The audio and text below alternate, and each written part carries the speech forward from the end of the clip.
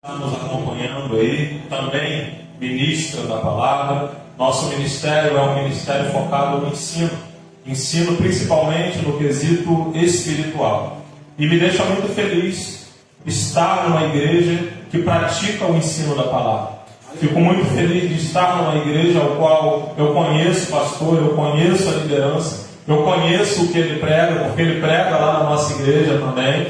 E é muito bom, amados, estarmos aqui para compartilharmos mais uma noite de poder da palavra de Deus. Amém? O tema do mês é dupla honra. Que maravilha, não é? Dupla honra. Então nós iremos explorar um pouco esse tema, mas eu já quero te deixar alerta que a palavra vai fazer você viajar um pouquinho, e quando você chegar no final, você vai entender aonde que a dupla honra se encaixa nessa palavra. Amém? Eu quero que você abra a sua Bíblia no livro de Lucas, capítulo de número 10, verso de número 30. Livro de Lucas, capítulo de número 10, verso de número 30. Não posso esquecer de falar do meu pastor Oséias Diniz. Não sei se ele está assistindo pela live, mas ele pediu para falar, pastor William, que ele está agarrado com a obra lá e por isso que ele não veio. Amém? Amanhã nós estamos planejando a passar a afinação do som. Então alguns detalhes como pintura, essas coisas estão sendo feitas tudo às pressas hoje. Acharam, queridos? Amém? Lucas, capítulo de número 10, verso de número 30. E respondendo Jesus, disse: descia um homem de Jerusalém para Jericó, e caiu nas mãos dos salteadores, os quais o despojaram, e espancando-o, se retiraram, deixando-o meio morto. Repita comigo: meio morto. Meio morto. E ocasionalmente descia pelo mesmo caminho certo sacerdote, e vendo-o, passou de largo. 32. E de igual modo também um levita, chegando àquele lugar e vendo-o, passou de largo. Mas um samaritano que ia de viagem chegou ao pé dele e vendo-o, moveu-se de íntima compaixão, e aproximando-se, atou-lhe as feridas, deitando-lhes azeite e vinho, e pondo sobre a sua cavalgadura, levou-o para uma estalagem e cuidou dele. Você pode dizer amém? Amém. Feche seus olhos comigo, não anulando a oração profética do pastor Robert, que já foi feita nesse altar. Agora eu quero pedir a permissão do Espírito de sabedoria e de entendimento do Senhor, para que Ele venha nos conduzir nessa noite. Porque, queridos, existe uma unção de ensino nesse lugar. E quando essa unção em específica, ela se manifesta, ela não é uma unção que está somente no altar, mas ela também é uma unção que está no banco. Pastor, o que você está querendo dizer com isso? Que a mesma unção que nos capacita para ensinar é a unção que vai te manter preso nessa palavra. Existe uma unção nessa noite que vai te manter preso nessa palavra. Amém? Existe uma unção nessa noite que não vai deixar o diabo sequestrar sua mente. Porque nessa noite nós temos ensinos importantes a serem passados para a igreja. Pai, eu te agradeço por essa palavra. Te agradeço por essa revelação. Te agradeço pelos últimos dias da igreja na face da terra. Te agradeço, Pai querido, pela plenitude dos tempos, aonde o Senhor já revelou o seu plano, suas vontades, seu desejo, todos eles para o homem, para que possamos viver em paz, para que possamos viver em abundância de vida. E por mais que no nosso mundo carnal tudo esteja em guerra, tudo esteja dando errado, nós sabemos que no tocante ao nosso interior, aleluia, nós temos paz que excede todo entendimento, paz que não necessita de movimentos físicos, paz que não necessita de conquistar o nosso sistema físico, paz que não necessita de conquistar a nossa vizinhança, o nosso bairro, a nossa vida, a nossa saúde. Não importa como está o exterior, dentro de nós existe a paz que excede todo entendimento. Eu te agradeço por essa palavra, em nome de Jesus. Amém. Pode se sentar, queridos. A parábola do bom samaritano. Eu tenho certeza que muitos, assim como eu, já ouviram diversas vezes essa palavra. Eu tenho certeza que muitos, principalmente aqueles que estão na igreja desde criança, ouvem essa palavra frequentemente. A gente sente raiva do sacerdote, do levita, porque eles não ajudaram aquele homem que estava caído. Nós gostamos do bom samaritano que chega, que não tem uma determinada identidade, mas chega, cura aquele homem, leva aquele homem para uma estalagem. Mas hoje eu quero te fazer refletir sobre algo que você já sabe. E não existe nada melhor no Evangelho do que refletir sobre algo que nós já sabemos.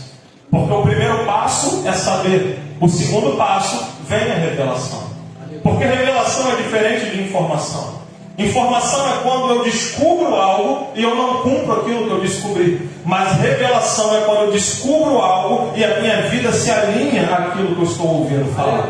Então Deus, ele não quer apenas que você saiba de uma informação essa noite. Deus quer que a sua vida se alinhe de acordo com a informação que vai ser repassada. E quando nós olhamos para essa história, nós podemos resumidamente falar acerca de um homem que descia de Jerusalém para Jericó. Observe, ele não ia de Jericó para Jerusalém, mas a Bíblia é bem clara, ele descia de Jerusalém para Jericó. Então nós precisamos contextualizar essa palavra para entendermos que Jerusalém, naquele momento, naquele tempo, era o local de adoração. Que Jerusalém, naquele momento, era o local de servir a Deus. Que Jerusalém, naquele momento, era o local, o centro da vontade de Deus. Mas esse homem desce de Jerusalém para Jericó. E no meio desse caminho, esse homem é atingido. Ou seja, todas as vezes que o homem se dispõe a descer do local da onde Deus colocou ele, frequentemente ele pode ser atingido. Todas as vezes que ele sai da posição de Jerusalém para experimentar a posição de Jericó, é o local aonde ele está prestes a ser atingido. Meu Deus! Colocamos culpa em Deus, colocamos culpa nos anjos, questionamos o Senhor, mas na maioria das vezes em que nós somos atingidos, foi porque nós saímos da presença agradável, foi porque nós saímos da vontade perfeita, foi porque nós saímos da zona de proteção. E foi isso que aconteceu com esse homem. Descia de Jerusalém e ia para Jericó, e foi atingido no caminho. Jerusalém era o centro da adoração. Jerusalém era o centro da vontade de Deus. Isso significa também que quando o homem sai de Jerusalém e desce para Jericó, o homem também sai da zona da vontade e entra na zona da permissão. Pastor, como assim? Vontade e permissão são duas coisas totalmente diferentes. A vontade de Deus é boa, perfeita e agradável. A permissão não. A permissão, ele permite algo acontecer para que você e eu sejamos corrigidos. A permissão significa um princípio de desobediência que acarretou uma permissão.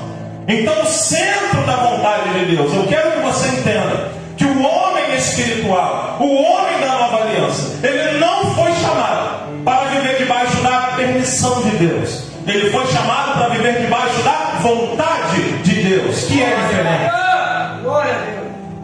A Bíblia diz que Deus deseja que todos os homens sejam salvos. Mas a gente sabe que nem todos serão salvos, por mais que Deus deseje.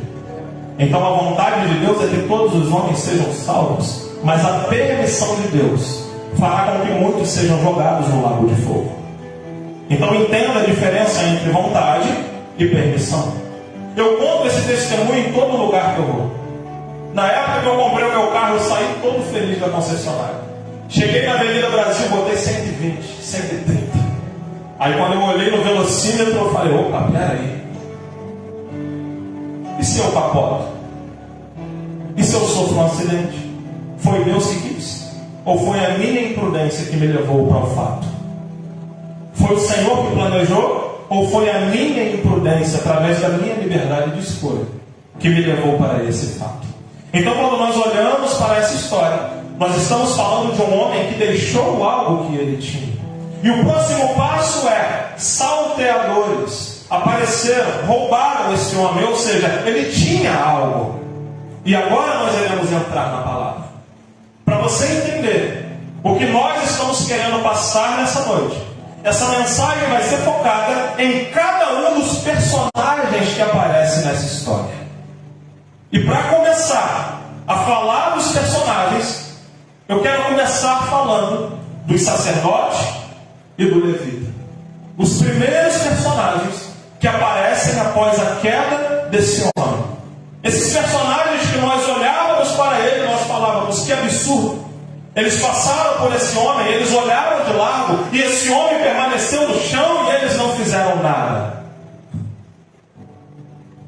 Levítico, capítulo de número 21, a partir do verso de número 1. Tanto o sacerdote como o levita não podiam chegar perto de pessoa morta. Então agora a gente já abre um parêntese para entender. Não significa que eles não queriam ajudar aquele homem, mas significa que a religião deles não permitia que eles ajudassem. Meu Deus! Agora eu quero te fazer uma pergunta. É possível uma pessoa andar certa e errada ao mesmo tempo, pastor? É possível. É louco isso. Mas é possível uma pessoa andar certa e errada ao mesmo tempo? Sim. Quando ela obedece uma convicção e essa convicção está errada.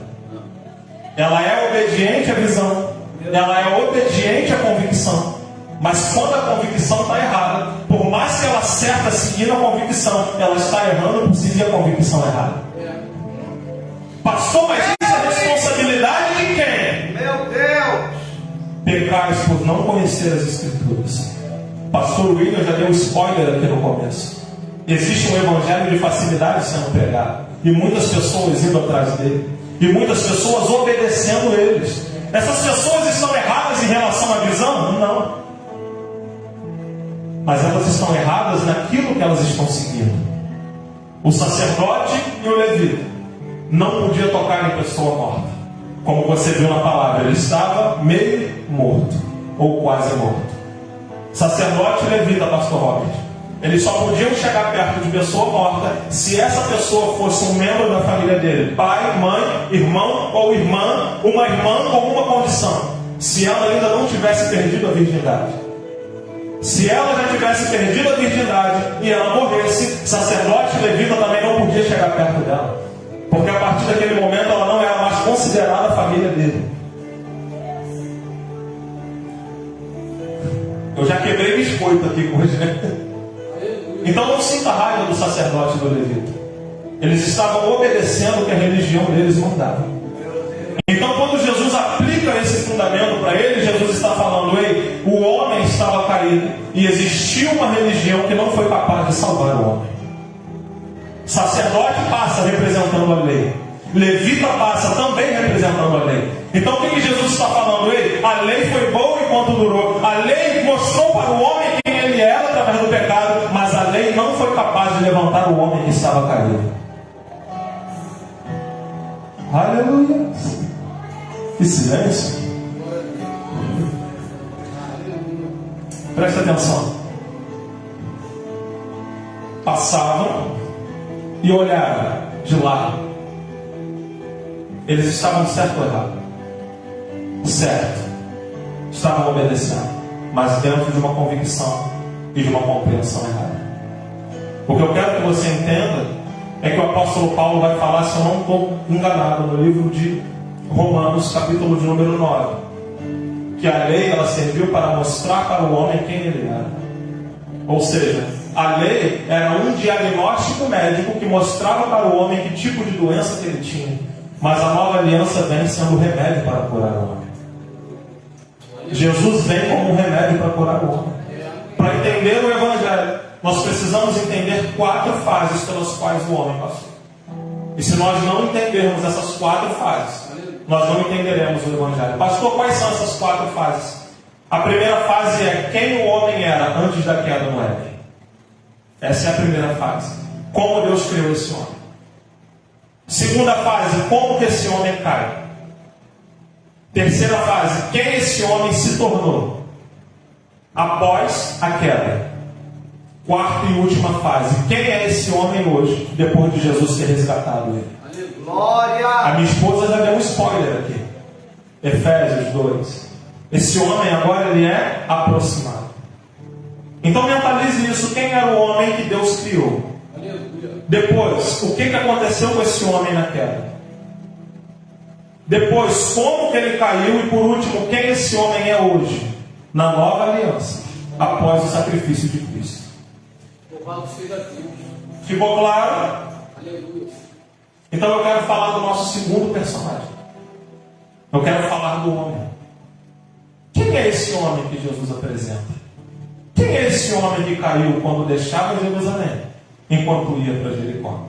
Bom, o que eu quero que você entenda, primeiramente, eu vou falar da primeira fase, criação. No livro de Gênesis, capítulo de número 1, verso de número 27. A Bíblia diz que Deus cria esse homem. Presta atenção no que eu estou falando, para que o teu raciocínio não se perca. Deus cria esse homem. Tudo que Deus cria na face da terra, Deus cria através da sua palavra. Mas quando vai criar o homem, ele diz: façamos o homem. Mas não de qualquer forma. Repita comigo: eu não fui feito de qualquer forma. Façamos o homem a nossa imagem, conforme a nossa semelhança. Gênesis 1, 27. Agora, em Gênesis capítulo de número 1, você vai ver Deus dando ordens para esse homem que ele criou segundo a imagem e semelhança dele. E qual eram essas ordens, pastor? Domine sobre as aves do céu, sobre os peixes do mar, sobre todas as plantas que dão na terra.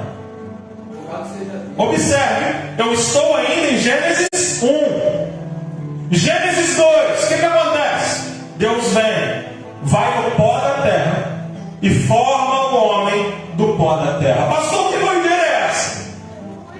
Em Gênesis 1 ele está dando ordem para o homem, como se o homem já tivesse sido criado. Em Gênesis 2 ele está formando barro. Que negócio é esse? Gênesis 1, Deus cria o espírito do homem. Gênesis 2, a Bíblia não diz que Deus cria, a Bíblia diz que Deus forma. Primeiro Deus cria, depois Deus forma. Assim foi com o planeta Terra. No princípio Deus criou os céus e a terra se tornou, existe um pulo no tempo. E a terra se tornou sem forma e vazia. E com as palavras Deus dá forma para a terra, organiza a terra. E com o homem foi a mesma coisa. Ele cria o espírito, a sua imagem, conforme a nossa semelhança. No capítulo 2 ele cria o corpo. E depois o que ele faz? Ele sopra sobre o corpo. Aleluia. E o homem se torna alma vivente. Pastor, então eu sou a imagem e semelhança de Deus. Quem foi que te disse isso?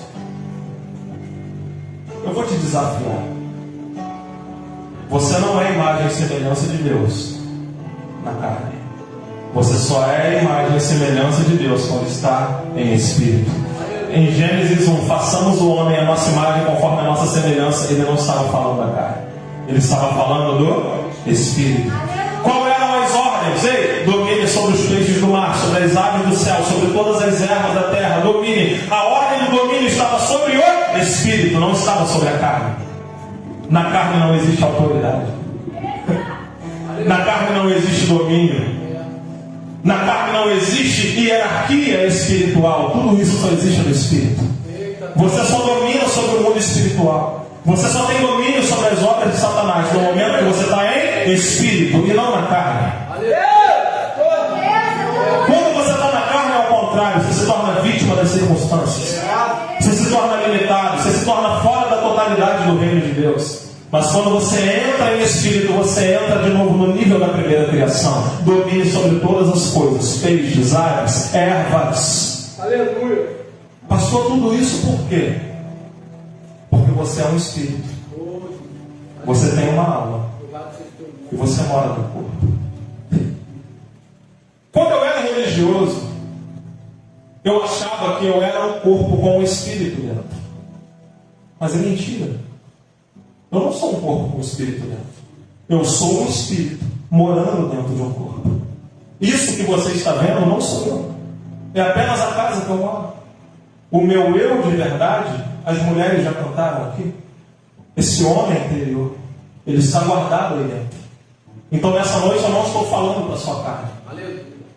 Eu estou falando para o seu espírito.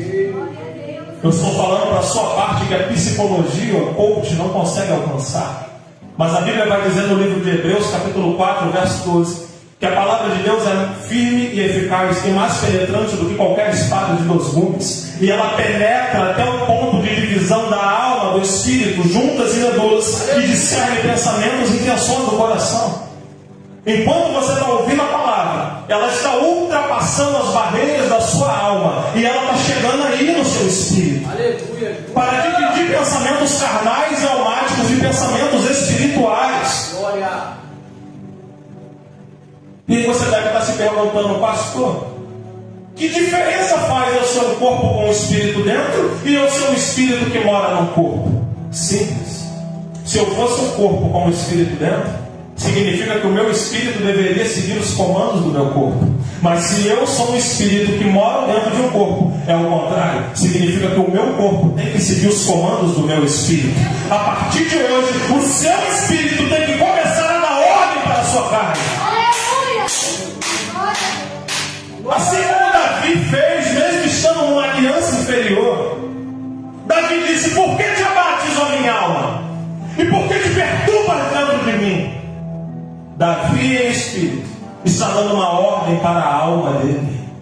Porque existem momentos e circunstâncias na sua vida que a sua alma vai ser a sua pior inimiga. Quando o pastor William falou aqui sobre o momento ruim, quando ele chega, não é a alma que vai te tirar do momento ruim. Não é a carne que vai te tirar do momento ruim. A estratégia para o momento ruim é no espírito. Agora tem um segredo.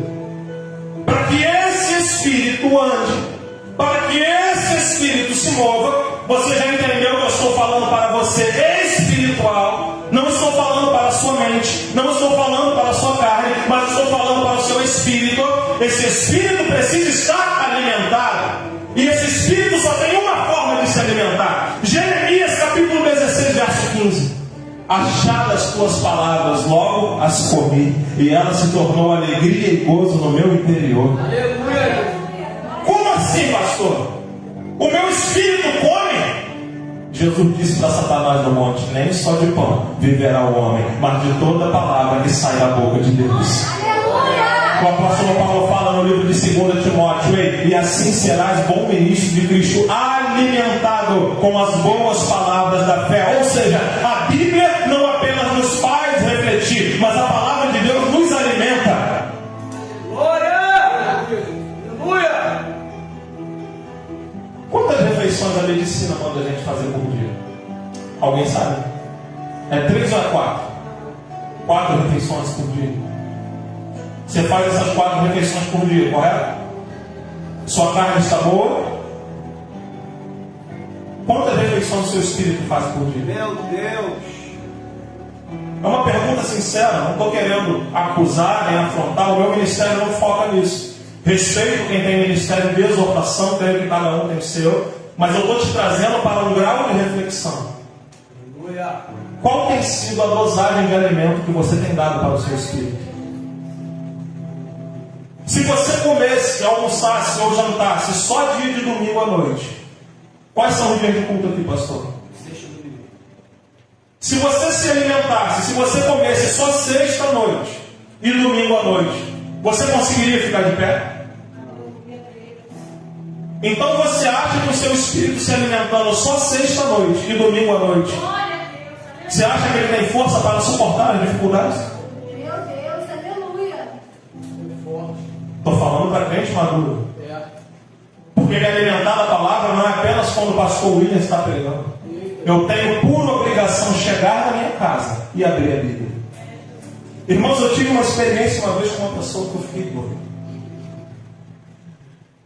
Ele chegou para mim e disse assim: eu não sei mais o que eu faço. Deus não fala mais comigo. Eu falei: como assim? Você não tem Bíblia em casa? A Bíblia é a palavra de Deus. A Bíblia é Deus falando com você. Nível de revelação pode ser outra coisa. Mas se você quer ouvir Deus, a primeira pessoa que você tem que procurar não sou eu. É a palavra que está ao seu alcance. Eu não estou dizendo que é errado procurar profetas. Eu acredito no ministério profético. Eu não estou dizendo que é errado procurar pastor. Eu acredito no ministério pastoral. Mas errado é você ir atrás do profeta e a Bíblia com teia de aranha dentro de casa. Errado é você ir atrás de conselho e a Bíblia com teia de aranha posando mosquito dentro de casa. Eu tenho total autoridade para falar sobre isso porque eu venho de uma família católica. E a gente deixava a Bíblia aberta no Salmo 91 em cima da estante achando que aquilo ia expulsar demônio. E não expulsa. Sabe por que não expulsa, pastor Robert? Porque isso aí é um livro normal, como qualquer outro. Agora, quando você absorve essa palavra se transforma em poder. Essa palavra se transforma na voz de Deus vindo de encontro ao seu espírito e te deixando mais forte espiritualmente. Aleluia. Glória. Você está entendendo agora por que muito crente cai? Você precisa alimentar o seu espírito para que você ande no nível do espírito. Visões, revelações, alegria só tem no espírito e não na carne. Não adianta tentar trabalhar emocional. Não adianta procurar coach. Quando amanhecer o dia, quando você vê algo faltando na sua geladeira, a sua carne e a sua alma vai tremer. Se o espírito não estiver fortalecido, nem louvar consegue mais. É por isso que a Bíblia diz que ele procura os verdadeiros adoradores. Pastor William, me perdoa, mas eu não procuro algo que está fácil de achar. Se você falasse para mim, pastor, procura um piso branco. Todos são brancos, eu não preciso procurar. Agora, se você falar assim, procura uma agulha azul no meio das agulhas que estão dentro do cesto. Cadê? Está onde? Deus está assim nos últimos dias. Cadê? Está onde? Onde estão os verdadeiros adoradores? E quem são esses verdadeiros adoradores? Que adoram ao Pai em espírito e em verdade. Eu não dependo da minha carne para adorar.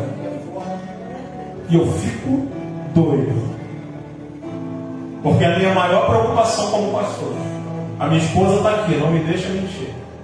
A minha maior preocupação hoje com a minha igreja é que as pessoas criem maturidade espiritual. É a minha maior preocupação. Todo pastor se preocupa com isso. Porque o pastor, ele sabe que tudo começa pela vida espiritual. Buscar primeiro o reino de Deus e todas as coisas, e o resto vai ser acrescentado. Mas busca primeiro o reino. O reino é espírito, não é carne. O reino vai ser carne 7 anos após o arrebatamento. Aí vai ser carne, vai fazer aqui. Mas antes disso o reino é espírito. Então entenda que o reino de Deus é espírito. E aí eu fico doido. Por quê? Porque eu quero ensinar as minhas ovelhas a andar em espírito. Mas quando eu ligo a rádio só escuta porcaria. Desculpa, tem música que eu não canto. Porque enquanto eu estou tentando levar a minha igreja para espírito, tem músicos ganhando dinheiro tentando trazer a igreja para o emocional.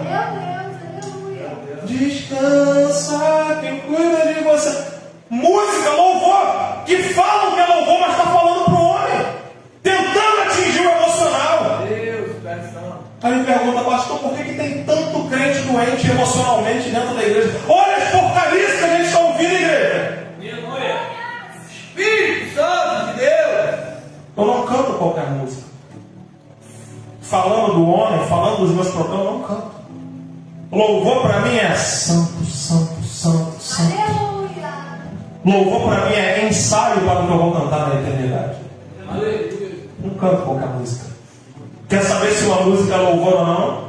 Imagina ele parando na sua frente. O que você falaria para ele? Isso é louvor. O resto é só música. O resto tem muito produtor musical por trás, fazendo melodias para ganhar dinheiro e ficar rico. E um monte de crente assim. Presta atenção, rapaz. Presta atenção no que você fala. Presta atenção no que você canta. Deus está te convidando a sair do nível carnal de uma vez por todas. Deus está te convidando a sair do nível almático de uma vez por todas. Presta atenção, o nível carnal é o nível que o diabo te quer. Por que o diabo te quer nesse nível, pastor? Porque nesse nível ele já ganhou. Já é dele. Agora, cadê aqueles que vão se levantar em espírito e vão falar, diabo, eu posso ter perdido enquanto eu estava nesse nível, mas agora eu te convido para lutar comigo aqui em cima. Deus!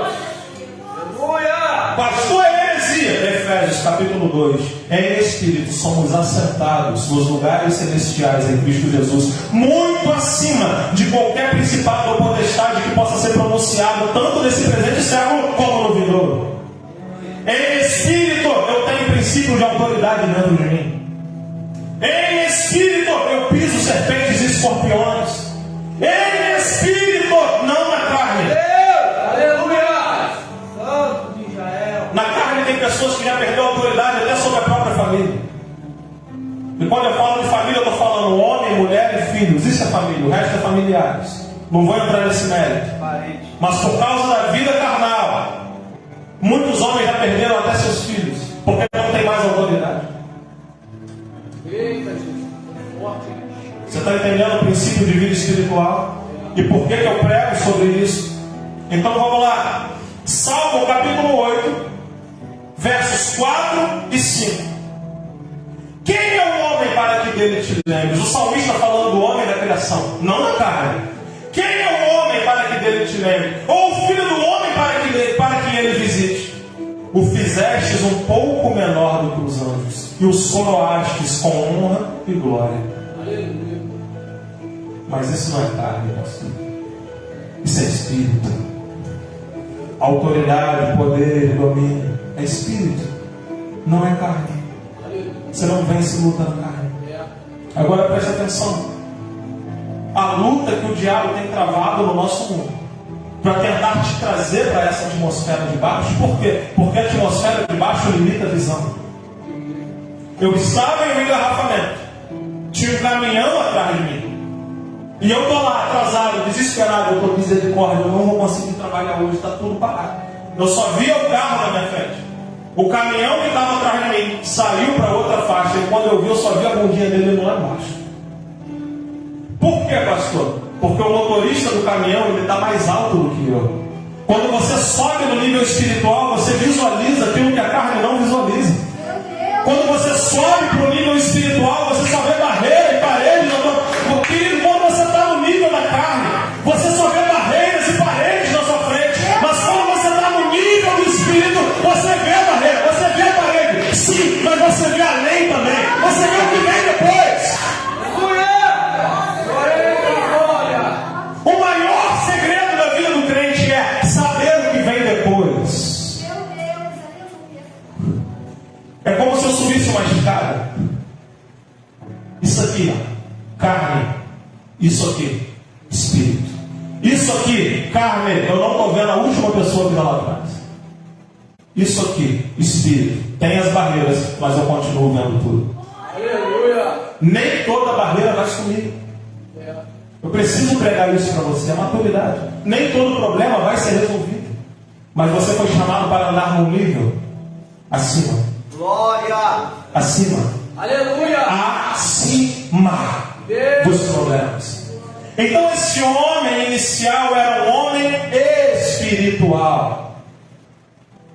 Se você ler Gênesis, você vai ver que o Senhor só visitava à tarde. Ele não ficava o dia inteiro na terra. Por que ele não ficava o dia inteiro? Porque já tinha um guardião, já tinha uma autoridade. Ele não precisava ir na terra. Foi para isso que ele criou o homem. A autoridade, domínio, poder. Isso esse homem tinha. E agora sim, esse homem é roubado.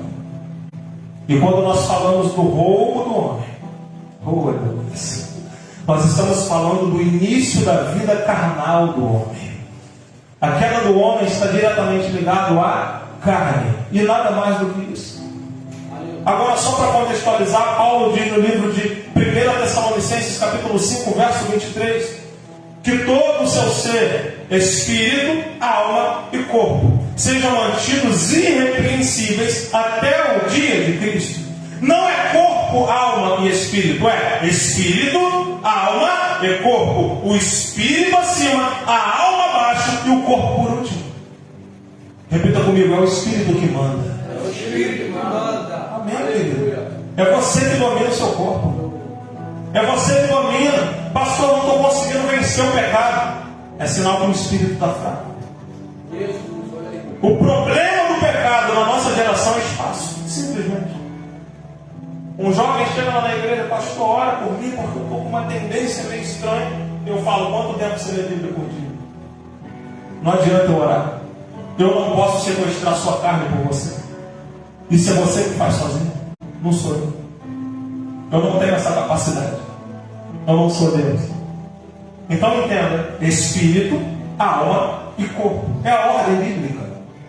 Isso na teologia é chamado de tricotomia. Poucos acreditam nisso.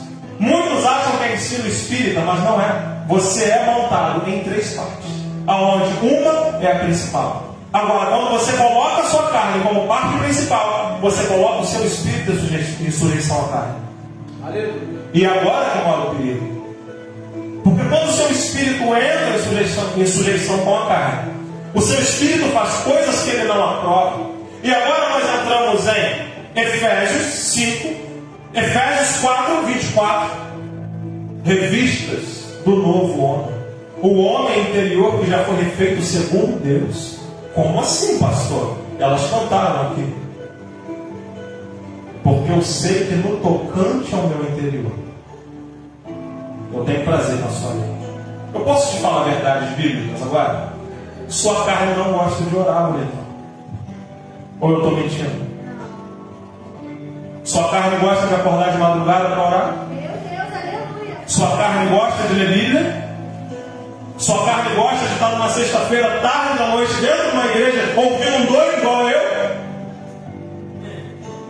Mas no seu interior existe alguém que quando você deixa de orar um dia, esse alerta vermelho já acende. Ei, peraí, você tem que orar. Quando eu fico muito tempo sem ler Bíblia, opa, peraí, eu tenho que orar. Ninguém precisa te ensinar isso, menino. Já está dentro de você. É o Espírito recriado da nova aliança. O Espírito refeito segundo Deus.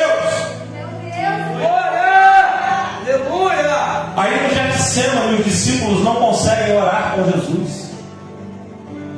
E aí Jesus fala, verdadeiramente o Espírito está preparado, mas a carne é fraca.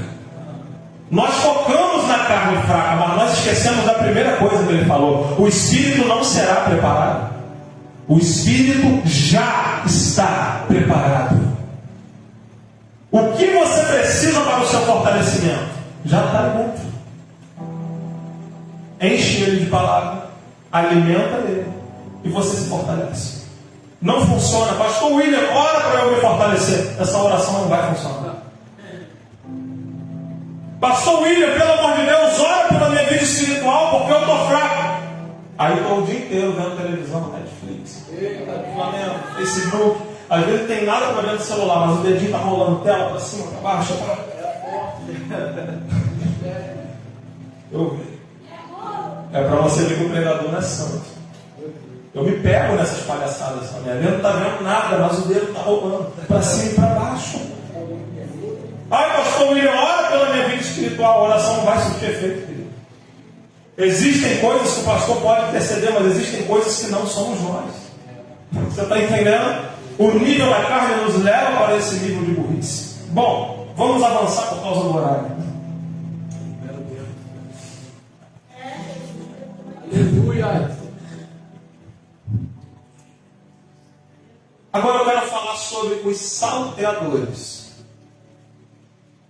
A Bíblia fala claramente que esses homens chegam, agridem um homem, roubam o homem e deixam ele quase morto. Vou falar de novo. Agride um homem, rouba o homem e deixa ele quase morto. Roubar, matar e destruir. É a função de quem? De alguém que tinha uma autoridade no princípio. De alguém que foi feito, porque muitos ainda falam, pastor, Deus errou quando criou Lúcifer. Deus errou quando criou Satanás. Deus não criou Satanás. Deus criou Lúcifer, anjo de luz, regente, o anjo mais belo. Mas o problema foi quando ele olhou no espelho. Meu Deus, aleluia. Então, se nós somos nova criação, existem duas etapas e dois extremos perigosos na nossa vida. Qual é a primeira etapa? Eu preciso me enxergar como um espírito e não como uma carne. Quando eu me enxergo como um espírito, eu vejo que eu tenho autoridade. Eu vejo que eu tenho riquezas. Eu vejo que eu tenho poder dentro de mim. Agora, se eu não tomar cuidado, eu entro no nível soberbo. Lembra do Salmo 8, capítulo 4? Quem é o filho do homem? O fizestes um pouco menor do que os anjos. Você está entendendo? Você e os anjos é quase a mesma coisa. A única diferença entre você e os anjos é que eles habitam no mundo espiritual e você não. Isso significa que se você não tomar conta da soberba, você pode cair da mesma forma que um anjo caiu. Querido, Jesus desceu do céu, mas Satanás não caiu. Jesus foi enviado para a terra, Satanás foi lançado na terra. Jesus fala: eu vi Satanás cair como um raio. Os discípulos felizes, né, falando assim: mestre, a gente curou, a gente expulsou demônio. Jesus fala: vocês estão felizes por causa disso aí? Irmão, eu vi Satanás se estrupiar todinho. Como chama? Vocês estão felizes porque vocês estão aí expulsando o demônio? Eu vi Satanás se lascando. Imagina o meteoro. Caiu. É engraçado, mas é perigoso. É o nível da soberba. Então eu estou trabalhando 2 pontos com você nessa noite. Primeiro, se enxergue como uma criatura com autoridade. Segundo, não se sinta maior do que Deus. Primeiro ponto, saiba para que você foi criado, por quem você foi criado. Segundo ponto, não se sinta maior do que quem te criou. Esse é o homem espiritual, cheio de poder, cheio de autoridade, mas sábio e prudente. Aonde não tem prudência, entra frutos da carne. Eu não vou entrar nesse mérito. Vamos voltar a falar dos salteadores. Então, ele cai do céu, rouba o homem. E o que vai falar na sua Bíblia? Presta atenção, querido. Verso de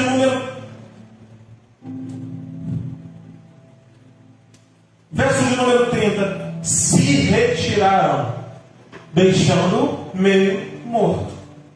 Essa é a forma que Satanás trabalha. Bate, mata, rouba, e depois o que ele faz? Se retira. Eu saí da igreja porque uma pessoa disse que ia ficar comigo para sempre, e a pessoa se retira. Características de Satanás. Te engana e depois sai. Não existe ajuda. Não existe misericórdia. Não existe nada disso. Agora, eu quero te falar uma revelação ainda mais impactante. A cidade de Jericó, que eu falei no início da pregação. Esse termo Jericó, ele tem muitos significados. Mais de 5. Mas tem um significado que eu vou trazer para a pregação agora. O nome Jericó significa cidade perfumada. Por que, pastor Robert? Porque tem muito crente que está em Jerusalém, mas está sentindo o cheiro do perfume. Que perfume bom. Existem muitos que estão em Jerusalém e estão começando a sentir o cheiro lá de fora. E é atraído pelo cheiro. Porque é isso que Satanás faz. Querido, ou você é tão inocente que você acha que Satanás é aquele bicho do desenho animado com chifre, com cara de boi e com camisa do Vasco. Desculpa. Perdão, sem vascaíno, que eu nunca mais vou voltar nessa igreja para pregar. Vamos esquecer as camisas. Vamos lá.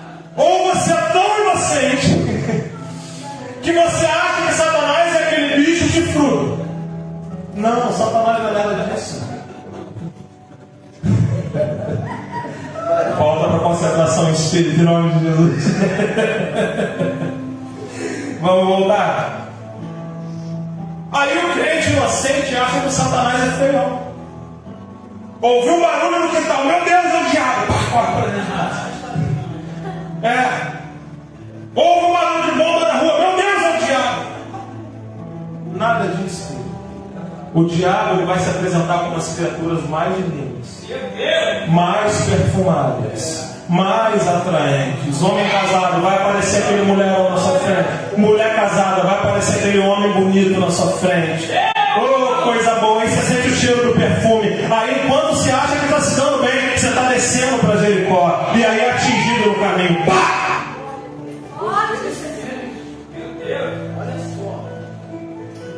Cidade de perfume. Perfume significa atração. Atração pelo que, pastor? Através dos sentidos. Você tem 5 sentidos humanos: audição, visão, olfato, paladar. O diabo pode te atrair de acordo com os seus sentidos. Pastor William, você vai pegar, porque nós conversamos sobre isso há 2 dias atrás. O diabo engana muito crente através da sua vida material. Tudo está dando certo, então eu estou na direção perfeita de Deus. Tudo está dando errado. Meu Deus, eu estou em pecado porque está tudo dando errado. A Bíblia diz no livro de Romanos, capítulo 8, verso 20, que os filhos de Deus são guiados pelo Espírito de Deus. Você não pode ser guiado por aquilo que está dando certo ou errado na sua vida. Tudo está dando certo, então eu estou na direção. Estou cheio de dinheiro, então eu estou na direção de Deus. Ou você não sabe que o diabo é o Deus desse século, príncipe desse mundo. E a coisa mais fácil para o diabo é te encher de dinheiro. E a coisa mais fácil para o diabo é te dar um carro novo. BMW, Mercedes. Não que Deus não dê. Mas o que eu estou falando é de uma observação para você observar como está a sua vida e de onde está vindo as coisas. Eu não posso me guiar pelo que está certo ou errado. Eu não posso me guiar por aquilo que está apenas alimentando os meus sentidos humanos. Porque foi cantado aqui: eu não ando pela vista, eu vivo pela fé. Eu não vivo de acordo com o que está acontecendo. Eu não vivo de acordo com o que estou ouvindo. Mas eu vivo por fé e não por vista. Deus, glória! Então o problema da queda é: o homem viveu por vista. Quando o homem vive por vista, aí está o perigo. Material, palpável. Eu só acredito se eu ver, só acredito se eu tocar. Cuidado com esse estilo de vida. Eu vou na igreja do pastor William para ver se lá funciona mesmo esse negócio do evangelho. Nem vem, porque não vai funcionar. Na nova aliança, o justo vive pela fé. A Bíblia repete 4 vezes. E o que é fé? Hebreus capítulo 11. Firme fundamento das coisas que se esperam, certeza das coisas que não se veem. Ou seja, eu preciso ser guiado por aquilo que eu não vejo e não por aquilo que eu estou vendo. Porque se eu for guiado por aquilo que eu estou vendo, quando tudo estiver ruim, eu vou achar que está tudo ruim no meu espírito. Quando tudo estiver mal, quando tudo estiver bom, eu vou achar que eu estou bem diante de Deus. Nossa, eu estou na minha empresa, eu estou ganhando muito dinheiro. Nossa, pastor, eu estou solteiro, mas tem tanta varoa bonita me querendo, pastor. Deus, quando dá bênção, me entrega melhor. Vai nessa, mulher, guiado por vista, guiado pela carne. Por causa da carne, muitos caíram, inclusive presidentes de igreja, inclusive homens de Deus conceituados. Então, o que eu faço com a carne? Eu faço igual Paulo, eu não confio nela. É por isso que eu me revisto do Espírito, porque eu não confio nisso aqui. Isso aqui é podre.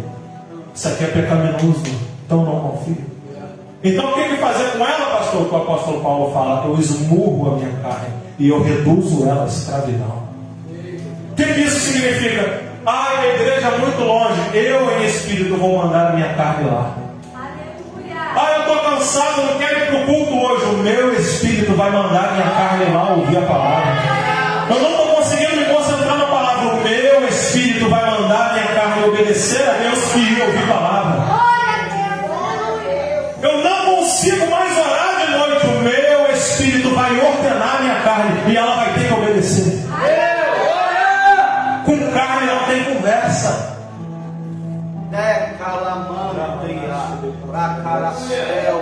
Não existe diálogo com a carne. A carne é: ou você me obedece, preste atenção, ou você sujeita a sua carne ao seu espírito, ou o seu espírito será sujeito à sua carne. Não existe outro caminho. Deus não vai jogar um gomo multiuso e depois passar um downy na sua carne e ela vai ficar branca como a neve. Não, Deus não vai fazer isso. Você tem que pegar a sua carne, reduzir a escravidão e botar ela para te servir. Você está entendendo, crente? Não tem fórmula secreta. Ou você domina a sua carne, ou a sua carne vai te dominar. Ou você domina a sua carne. Eu sei que quando eu falo carne, muitas pessoas já pensam no lado, numa conotação mais sexual. Mas não é só isso. Quando eu falo de carne, eu estou falando de fofoca, estou falando de inveja, estou falando de altivez, estou falando de comparação com os outros. Eu estou falando disso tudo, desse pacote demoníaco que habita na sua carne. E não se expulsa. Porque existem dois extremos na vida do crente que é muito perigoso. Qual é o primeiro extremo, pastor? É achar que tudo é diabo. E qual é o segundo extremo? É achar que o diabo não está fazendo nada. Trair minha mulher, foi o diabo que fez eu trair. Mulher me perdoa porque foi o diabo nada, foi caráter. É ciúme, inveja. Pastor, expulsa o demônio da inveja. Não existe demônio de inveja. Por mais que ele seja invejoso, por mais que ele seja mentiroso, não existe demônio de inveja. Inveja é fruto da carne, tem que ser matado, tem que ser assassinado por nós. Você está entendendo, querido? O que o diabo faz é explorar esse sentido. É diferente. Mas no livro de Tiago ele vai dizer que o homem é atraído pela própria concupiscência. Ou seja, é algo que já habita e o diabo vai só tirar proveito daquilo. Vai fazer uma mulher cair com um homem bonito, ou um homem cair com uma mulher bonita. Não é o diabo que vai entrar no seu corpo e falar, vamos lá agora, bonitão. Não, nada disso. Ele vai te falar, está vendo ela passando? Está vendo ele passando? É melhor que você tem em casa. E aí você segue a sugestão. Segue a sugestão. Segue a sugestão até que cai. E não é o diabo, é você que caiu. Você está entendendo? Aí nós entramos no contexto do domínio próprio. O que é domínio próprio? É quando a minha carne passa a obedecer o meu espírito integralmente. Domínio próprio. Quando a fúria vem, eu consigo dominar e segurar as palavras que vai sair da minha boca. Porque tem muito crente que é um excelente cristão, até a hora que fica nervoso. Eita Deus, aleluia. Tem muito crente que é um excelente cristão, um excelente servo, até que alguém fale mal de alguém para ela. É isso mesmo, fulano está em pecado. E aí entra o fruto da carne, fofoca, disseminando ódio, plantando coisas que não existem. Aleluia. Existem crentes que dão lugar para sua carne por coisas tão simples. A caixa do supermercado me olhou de cara feia. Entrei num ataque de fúria. Carne. Agora, o ser espiritual, ele tem duas opções. Se você está vendo alguém num dia mal, ou você melhora o dia da pessoa que está no dia mal, ou você estraga ele de vez. Você entende o nível de maturidade que eu estou te trazendo agora? Entrei no ônibus, o motorista me falou mal comigo, nem me deu bom dia. A paz do Senhor, querido, Deus te abençoe. Eu não sou movido pelo comportamento do outro, eu sou movido pelo meu comportamento. Eu não preciso ser movido por que vem de fora, porque eu já tenho mais precioso do que está dentro.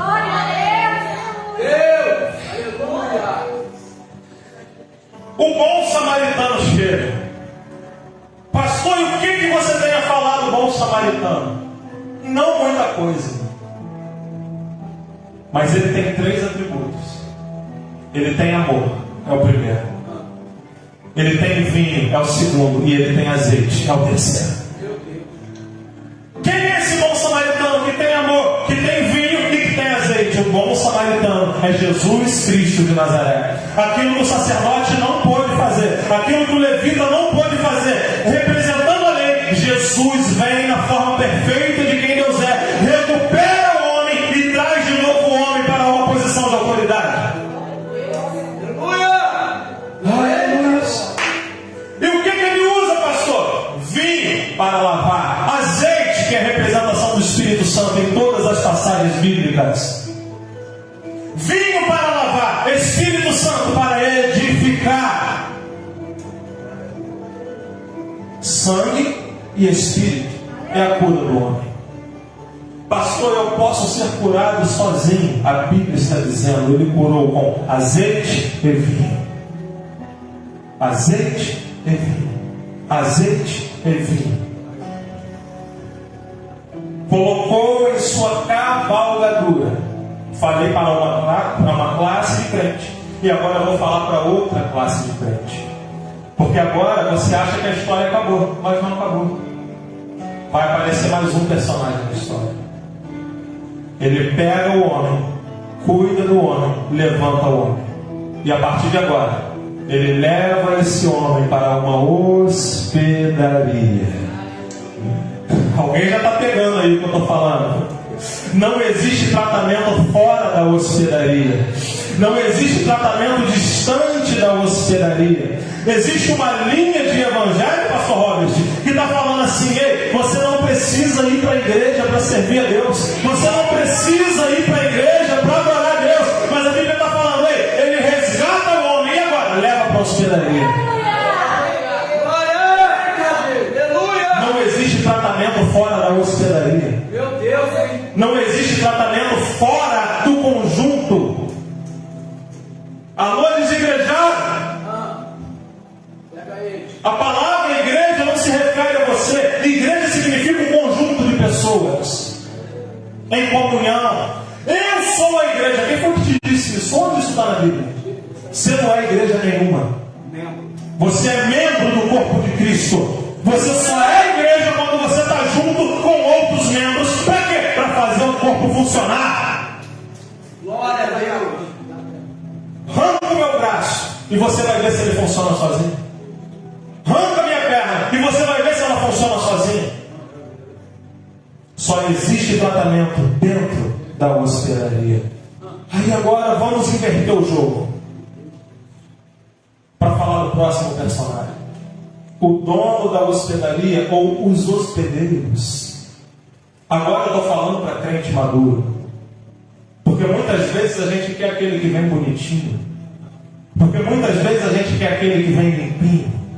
Ah, pastor William, eu vou liberar uma palavra aqui que quando eu liberei na minha igreja, tem gente lá que está com raiva de mim até hoje, né, amor? Porque depois que eu liberei essa palavra na minha igreja, a igreja encheu. Mas ela não encheu de gente bonitinha, não. Ah, meu querido. A gente só quer pessoas bonitinhas, preparadinhas, cheirosinhas. Eu posso liberar uma palavra? Quantos aqui são membros dessa igreja? Levanta a mão para eu saber. Então deixa eu liberar uma palavra para os membros dessa igreja. Eu profetizo que vai sentar mendigo do seu lado, todo sujo, fedendo, e vai cultuar junto com você aqui na frente. A gente está muito acostumado com o limpinho. A gente está muito acostumado com aquele que já não precisa mais de tanto cuidado. E aí, quando isso acontece, tem muita igreja por aí onde o pastor está preocupado em roubar membro de igreja do outro. Porque é mais fácil pegar aquele que está pronto, aquele que está limpinho, do que tirar a onda e cinza de levantar. Meu Deus! Jesus, hein? E eu digo isso porque eu tenho uma referência, e a minha referência não está no YouTube, não. A minha referência é o meu pastor, Oséias Diniz, que me pegou lá atrás quando eu era um alcoólatra, me transformou num pregador e hoje eu sou pastor. Deus! Aleluia! Você está entendendo a diferença de quem é essa pessoa que trabalha na hospedaria? Se prepara, crente. Deus vai colocar pessoa na sua mão que não tem cuidado nenhum. Deus vai colocar pessoa na tua mão que vai te xingar, que vai falar mal de você. E mesmo assim você vai falar assim: eu te amo, meu querido. Aleluia! Meu Deus! E aí vai ter um dia, nas suas orações, pastor William, que você vai falar assim: Senhor, eu não aguento mais. Senhor, é muito trabalho. Aí o Senhor leva esse homem, presta atenção, que agora é para encerrar a mensagem. Pega esse homem e leva para a hospedaria. Quando ele chega na hospedaria, olha só, querido. Isso é muito forte, o que o Senhor me revelou. Verso 35. E partindo ao outro dia, tirou 2 denários, Repita comigo, 2 denários. Pastor, o que é denário? Denário naquela época era uma moeda que representava um dia de trabalho. Se você fosse chamar um pedreiro para trabalhar na sua casa, para pagar uma diária para ele, você dava um denário. Se você fosse pagar alguém para fazer uma faxina, alguma coisa, que fosse trabalhar o dia inteiro, você pagava um denário, era a moeda de um dia. Então, quando ele leva esse homem para a hospedaria, ele dá quantos denários? Então, o que isso significa? Esse homem ia ficar sob o cuidado quantos dias? Quantos dias ele ia ficar na hospedaria, pastor? 12 dias. Um dia para Deus é como 1000 anos. Deus, aleluia. E 1000 anos é como um dia. Acredita-se que nós temos mais de 12.000 anos que Jesus ressuscitou, resgatou o homem, criou a hospedaria.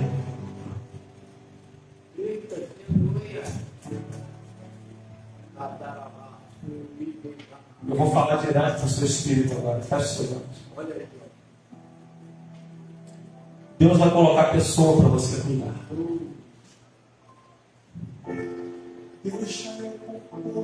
Deus vai colocar pessoa para você cuidar. Você concorda? Ou você não quer ter trabalho? Deus. Agora olha para mim. Aqui. Aí você vai orar. E você vai falar assim: Deus, eu não aguento mais. Agora é palavra até para pastor, tá? Para mim também. Porque essa palavra me pegou. Deus, eu não aguento mais cuidar. Deus, eu não tenho retorno nenhum. Eu não aguento mais isso, Pai. Quando que isso vai acabar? Aí ele te dá uma resposta, pastor William. Quando eu voltar, eu te darei o que você tem feito a mais. Tem galardão para aquele que cuida. Tem galardão para aquele que levanta. Tem galardão para aquele que edifica. Aleluia! Cuida dele. E no mais, se faltar, não se preocupe. Porque quando eu voltar, eu te pagarei tudo que eu estou te devendo. Ele está voltando, querido. Ele está voltando, querido. Ele está voltando, querido. E no momento que nós falamos, ei, eu não aguento mais, ele está falando: tem galardão para você que cuida de pessoas. Tem galardão para aquele que cuida de gente. Tem galardão para aquele que se preocupa com vidas. Hebreus capítulo 11, verso de número 6. Sem fé é impossível agradar a Deus, porque todo aquele que de Deus se aproxima, é necessário crer que Ele exista e é galardoador daqueles que o buscam. O apóstolo Paulo diz: eis, todos nós compareceremos diante do tribunal de Cristo. E essa palavra tribunal é a palavra grega bema. O que significa bema? Não é tribunal para condenação, não, pastor. Bema era uma bancada onde ficava a arbitragem dos jogos romanos, aonde o árbitro dava medalhas, dava coroas, dava troféu. Então esse primeiro tribunal ele vai recompensá-los por causa do trabalho que vocês fizeram. Aleluia! O segundo tribunal, sim, trono branco, condenação. Mas a pessoa que sobe para o arrebatamento, ela vai chegar diante dele. E ele vai falar: eu vou ver de quem você cuidou agora. Eu vou ver o que você fez. Ele vai falar: está aqui a sua recompensa. Se coloque de pé. Pastor, aquele meu parente é muito difícil. Aquele meu filho é muito difícil. A minha mãe, meu pai, meu irmão, é muito difícil, Deus. Eu estou tentando cuidar e eu não consigo.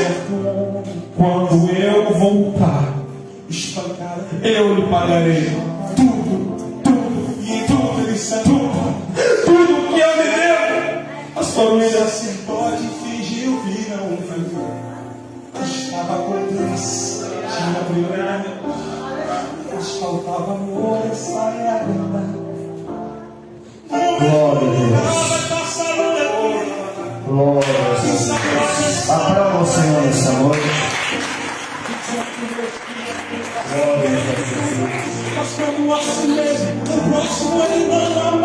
Pai, queremos te agradecer por esse momento particular. Queremos te agradecer por essa palavra que foi ministrada. Quero te agradecer por mais uma vez o Senhor liberar o alimento para a sua noiva. Ó Deus, que o Senhor possa fortalecer a cada um. Ó Pai eterno, eu quero abençoar o fim de semana de todos que estão aqui, aqueles que vão para perto, aqueles que vão para longe. E como o pastor Robert disse, que não sejamos somente ouvintes, mas praticantes da tua palavra. A ti pertence toda a honra, a ti pertence toda a glória, e a ti pertence toda a adoração.